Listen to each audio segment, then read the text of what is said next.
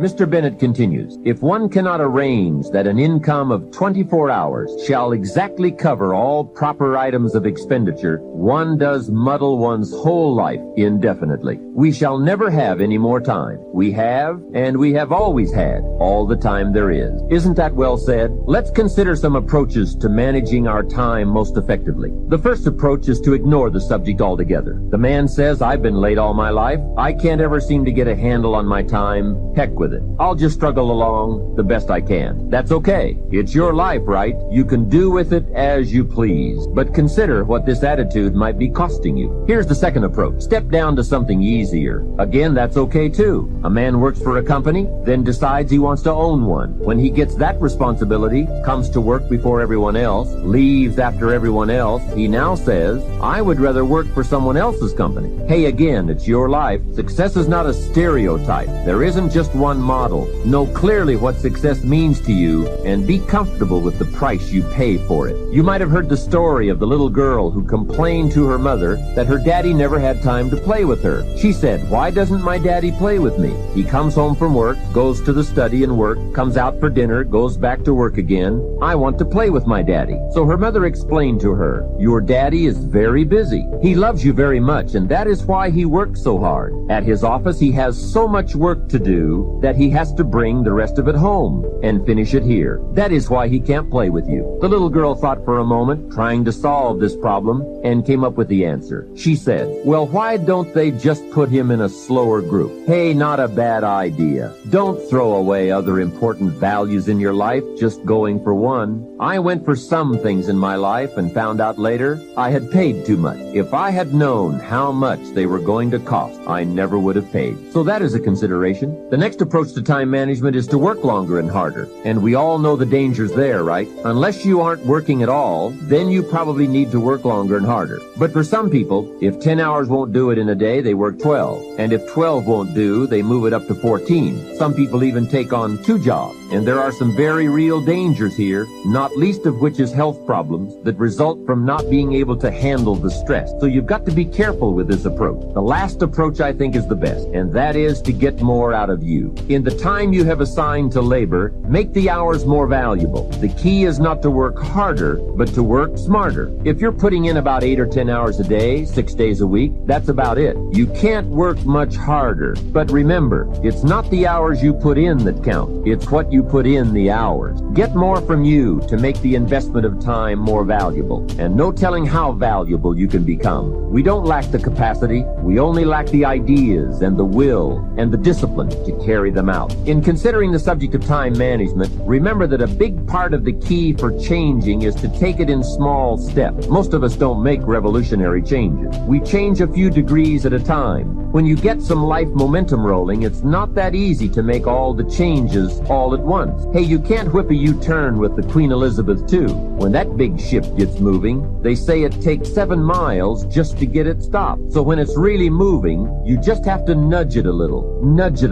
and finally you get it turned. That's a lot like our lives. A few nudges at a time. How many of you know that it's hard building a thriving residual income on a monthly basis? Raise your hands. Yeah. That's why most people won't say yeah. It's much easier to complain about the economy. It's much easier to complain about our elected officials. It's much easier to talk about the recession. That's much easier. To come up with excuses why you can't do it. That's where I was. That's where I set up station for a long time. My mentor said something to me, Mike, wait, I want you to write this down. He said, anybody can complain. He said, if you do what is easy, that's complaining. If you do what is easy, your life will be hard. But if you do what is hard, your life will be easy. Come on, that's strong medicine.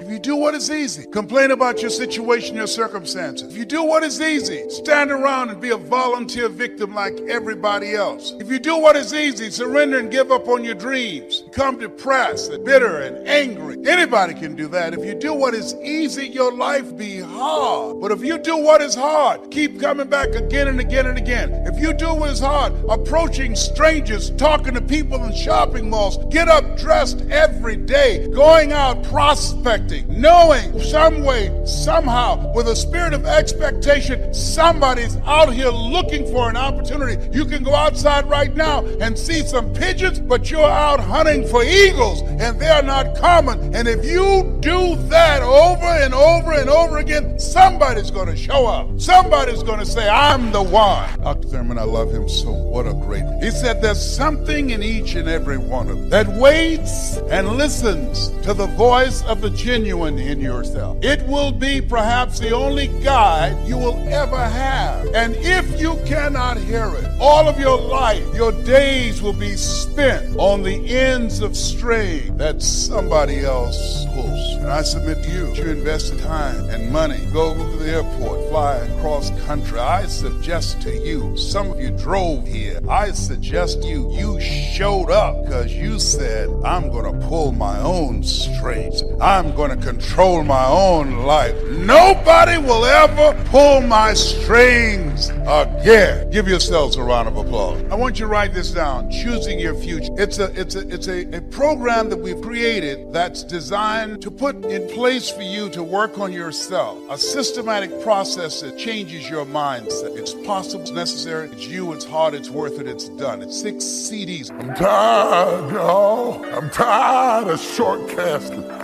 I'm tired of 15-year-olds being killed in drive-by shootings. I'm tired of 3-year-olds getting shot through a door in our own house plan because we won't talk about life. Somebody has got to have the courage to talk about life that is not just a straight line and everything that just fall into place. And Peter, the great apostle of the New Testament, is warming himself by the fire of the Romans, denying Jesus, and not just saying I'm not his disciple. He said, I don't even know him. It's a shame, but it's true.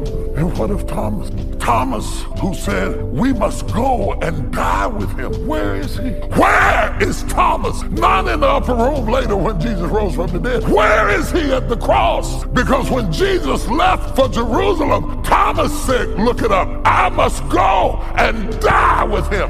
But when that dying got real, a lot of people say a lot of stuff until it gets real. For better or for worse, in sickness and in health, to richer and for poor, till you pee on yourself.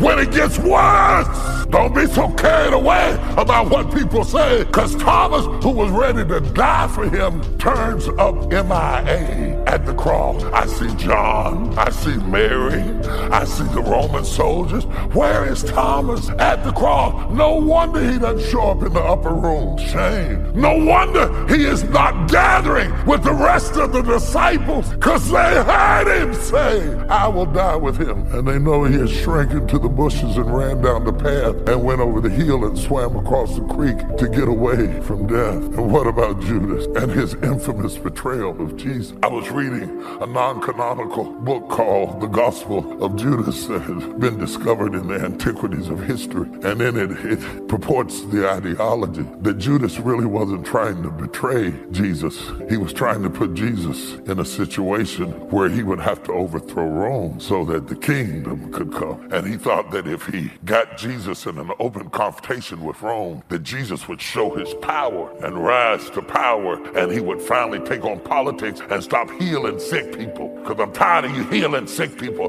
That's not why I'm following you. I'm following you because I want political power. And the trick blew up in his face, and he didn't know they were going to kill him. If he knew they were going to kill him, then why did he hang himself? He hung himself because he got caught in his own web, and it cost somebody their life. And some of us have made decisions that cost other people their lives and their careers and their futures. And it's hard to live when you got the masterful plot and the plot goes wrong. Can I go deeper? I want to submit, just for your curiosity, it could be possible that had Judas not hung himself, he could have got the same. He could have come and fallen on his knees and said, forgive me. And I know you don't believe it, but I will defend it. If Jesus could be dying on the cross and say, Father, forgive them, for they know not what they do, while they nailed him to the tree, then surely